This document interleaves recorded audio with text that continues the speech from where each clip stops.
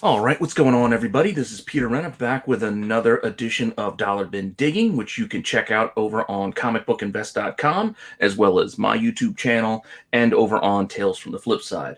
Please read the article because I put stuff in there that I'm not putting in the video, and check this out on Flipside, as well as check it out on my personal channel where you can catch a little mid-credit scene usually that I like to sneak in at the end just for a little bit extra. So if you want to check it out over there. Regardless, please like and subscribe to my channel, to Tales, and again, bookmark comicbookinvest.com because that's your place where you're going to get a ton of great articles, not just by me, but by all the fellas over there. Shout out to Topher with True First because one of my picks definitely ties into something that he dropped for us a few months ago, but I just want to remind us of that. So to get back to what I've been doing, the last couple of weeks, I've been looking at the Marvel Disney Plus shows. 2 weeks ago, I started prepping for WandaVision, which is hitting this weekend. I'm looking forward to it. Can't wait to check it out. And I just dropped a few books that I think you should keep an eye out for in those cheap bins. And then last week, I did Falcon and Winter Soldier because that show is dropping next, I think, in March, which will take us to the next show, which I think is coming in May, right after the Black Widow movie. So if you want to see what it is, stick around.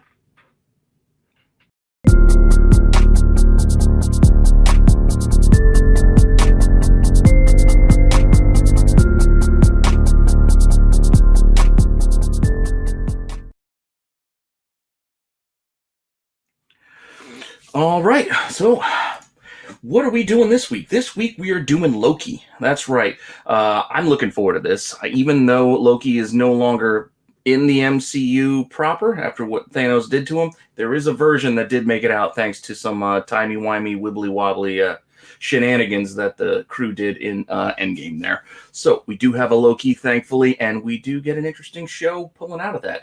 So with all that timey-wimey, wibbly-wobbliness, we got to look at the Time Variance Authority.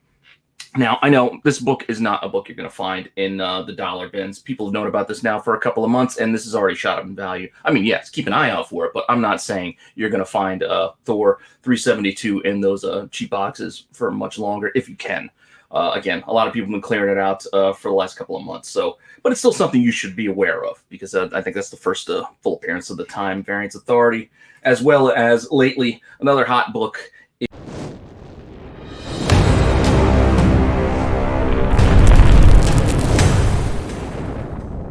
is this Fantastic Four 353 because everybody's jumping on this, Mr. Mobius character, and his first full, I guess you would say, is in this book. You can see he's right there on the bottom cover there in the little box, and inside, yes, it is a clear, full on appearance.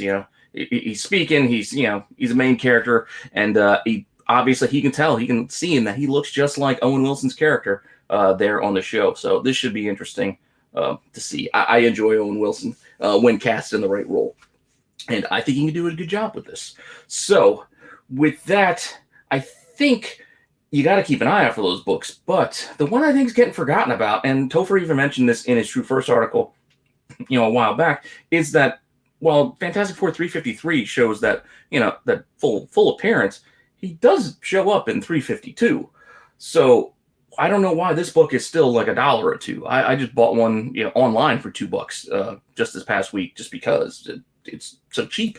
But if you look, I mean, this character here in what is basically the Time Variance Authority you can see him. Like, he's in the suit. He's got the mustache. That's obviously Mobius. Like, so he appears. I mean, you could say it's a cameo, and that's fine. And I'm not saying this is, the book you need to get. I'm just saying just pay attention, and it might be worth picking up because I think it should be more than $2 if the other book is selling, for so much more. But I don't know, just something you should consider. That's all. Just don't want you to forget about it. Just to be informed, know what books to look for. So put all of these, on your radar. So when you're digging in those bins, because there's not a lot of good Fantastic Four books to be pulling out of the boxes.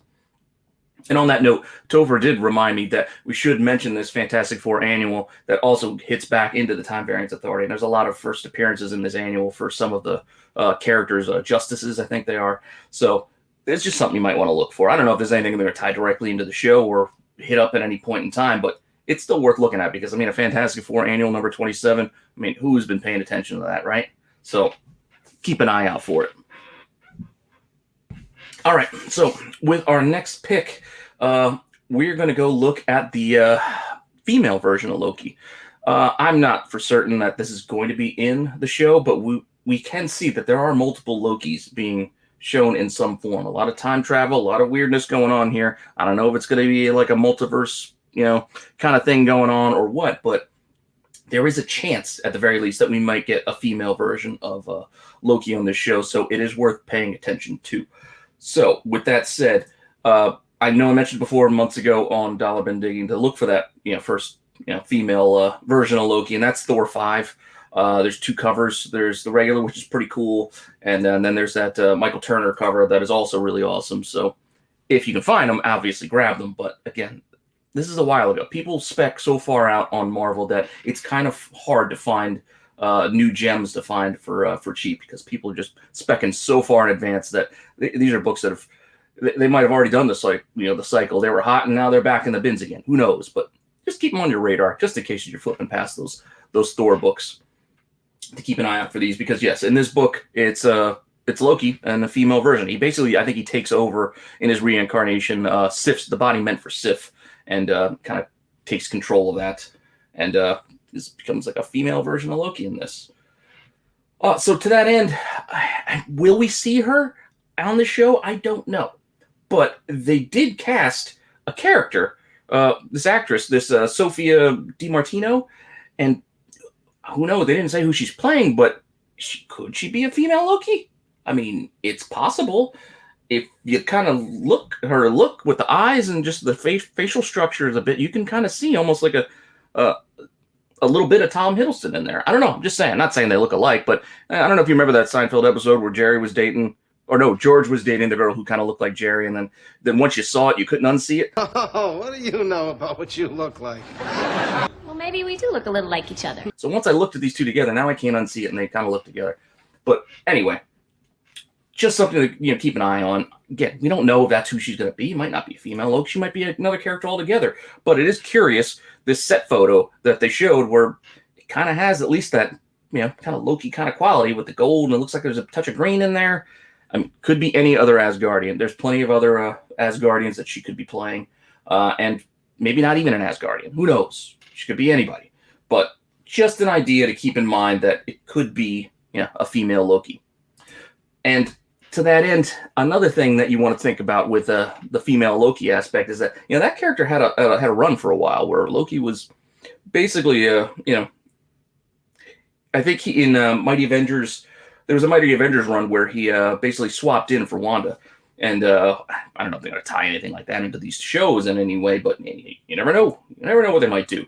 But if you look at Mighty Avengers 2023, I think it is, you can see that, there's the female Loki. She goes in, and by the end of the issue, she's basically, hidden herself in the form of, the Scarlet Witch, and kind of is manipulating the Avengers team through using Wanda's, body, or her look at least. There's an awesome Koi Fam cover on issue 24.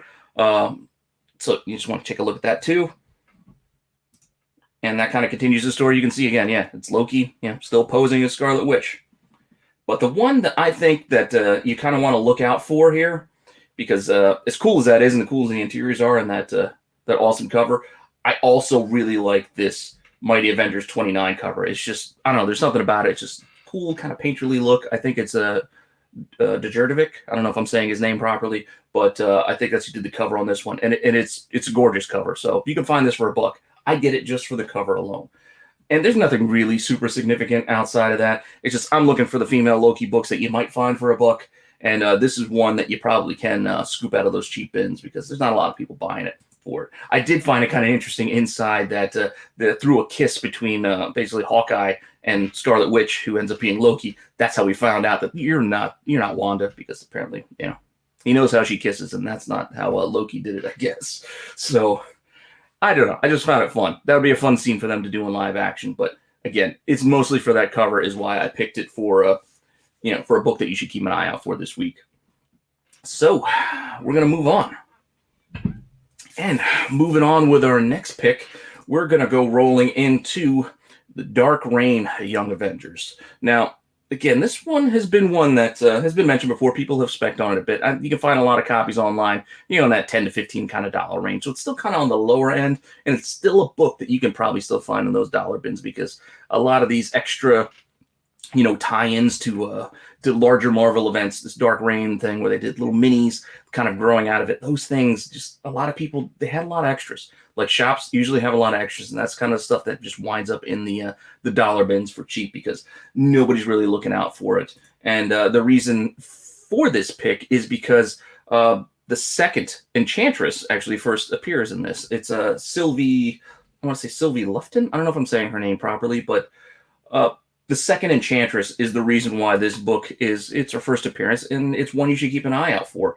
You can see she looks like the Enchantress. Now, the tricky part about speculating on this is that we see that there's an actress cast as young Sylvie, which leading some to believe that this Sylvie character might be, Enchantress 2 might be in the show, but the character is very, very young. She actually played Judith on Walking Dead. She played Rey in The Force Awakens as the tiny Rey. Like, this is a very young actress, so this is just mostly probably going to be a flashback. I mean, maybe there'll be a grown-up version also on the show. I don't know, but it's the name because I think it's been, I don't know if it's been confirmed, but it's been basically reported in a lot of places that young Sylvie is the character that this young girl's playing.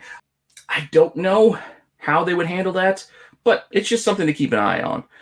And this idea of a younger character, maybe we're going to get the young Loki, and maybe it'll be kind of a flashback where we see this young Sylvie character, and maybe she'll take the place of a character, Leah, who I'm going to maybe touch upon at some point and talked about before.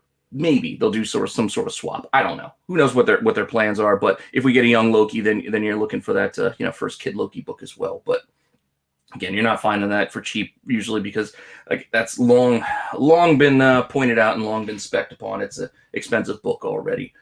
But that said, keep an eye out for this Dark Reign Young Avengers #1 because it's worth it. It's worth a shot if you can find it for $1. Because if she does show up on the show, even if it's not this series, maybe there's a follow-up series, and I think this might have been renewed for a second series already.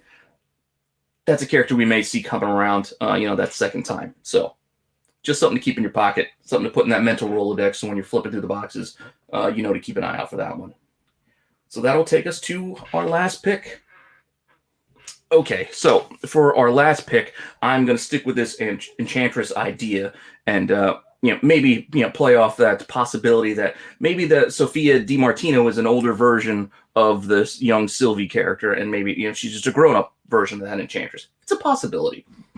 But what's also a possibility is that maybe the two aren't connected at all, but maybe we do get an Enchantress. Maybe they're going to save young Sylvie for a future installment, a second Enchantress, but maybe we get the OG, the original Enchantress in this series. I don't know. It's possible.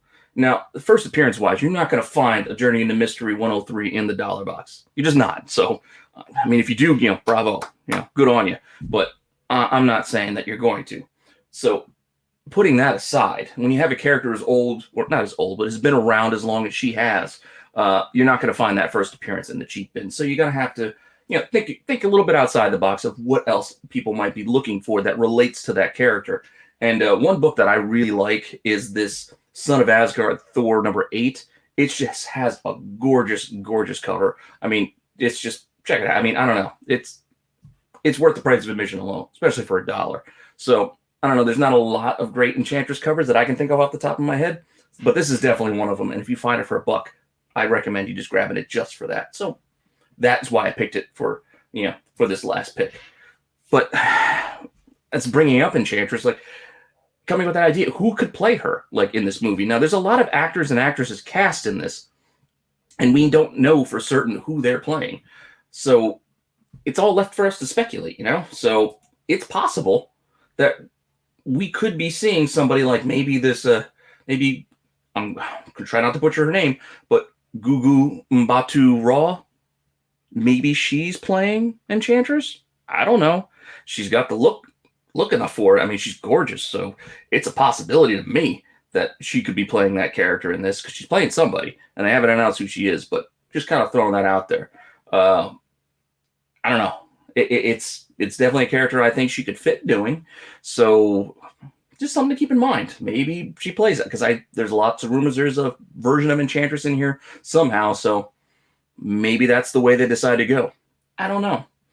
But that said, keep an eye out for that Son of Asgard #8 because it's just a gorgeous cover. Like I said, definitely pick it up for $1 if you can find it, or $2 if you can't find it in dollar bins and your shop does the $2 boxes, because I'm seeing a lot more of those these days. But again, looking forward to this series. I think it's going to be a lot of fun. I mean, you just look at the last trailer that we got. I mean, you got the implication that Loki could have been DB Cooper. I mean, that's just kind of cool to me. Like you work in the Marvel history with real life history of this, this guy who just disappeared out of the thin air, and they can explain it away with a Bifrost, Bifrost jump.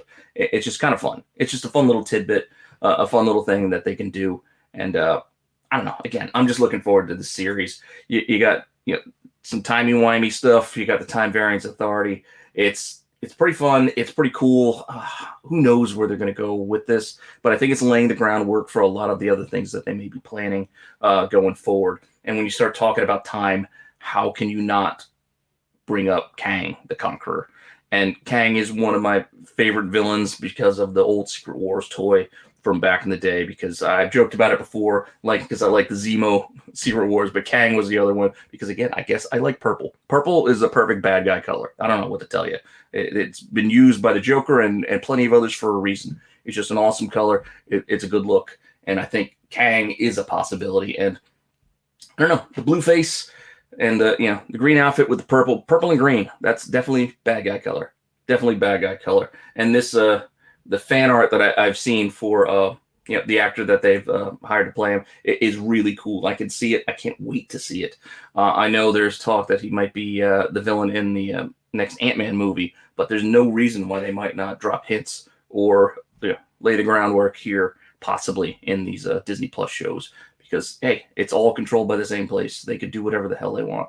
So just something to keep in mind. So thanks for checking out this video. Thanks for stopping by. I hope you enjoy this. Again, please like and subscribe to my channel as well as Tales from the Flip Side. And if you're watching this on my channel, please stick around for the mid-credit scene. I'm going to stop telling you about it. I'm just going to keep doing it, but I'm going to stop telling you about it because otherwise it's not as fun if it's not a secret. So see you guys later.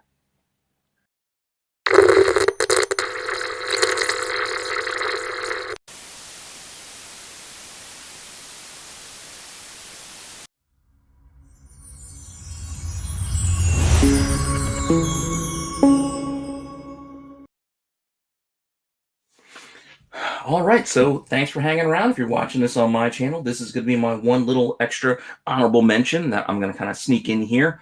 And again, I mentioned in the main video how there's a lot of actors and actresses cast, and we don't know who they're playing yet. And one that kind of stuck out to me was Sasha Lane, and who she could be possibly playing. I remembered her. I know she's done a bunch of things at this point, but I remember her from the newest Hellboy movie, and that's why she sticks out in my mind. And stick it in the comic book world here. I think she'll probably play a character of at least a little bit of note. I don't know if it'll be like a major character, but one that I'm still thinking as a possibility is Leah, who was basically a character that was created as a little comrade, a little compatriot of a young Loki. So it's possible they may do something like that here in the form of like a flashback, mostly because again, this was when we were talking about the young Loki and when he was a kid, and Hela basically created this this handmaiden for him to be his friend for the most part and kind of like shadow him a bit. So there she was. Will they do the same thing? It's possible. I can see Kate Blanchett showing back up on into Disney. I'm sure they have the money. They could pay her to pop in. I mean, she did that scene in Hot Fuzz where she didn't even take her mask off. You didn't even see it was her, but she's done little cameos like that before. So I could see her doing some fun little tidbit here. Or maybe they switch it around completely and it's not Hela. Maybe they somehow retrofit it to be something tied to the Enchantress instead. I don't know. It's a possibility. Pure speculation on my part. I'm just throwing this out there. But in case you're looking at the character of Leah. Her first appearance was in Journey into Mystery 624.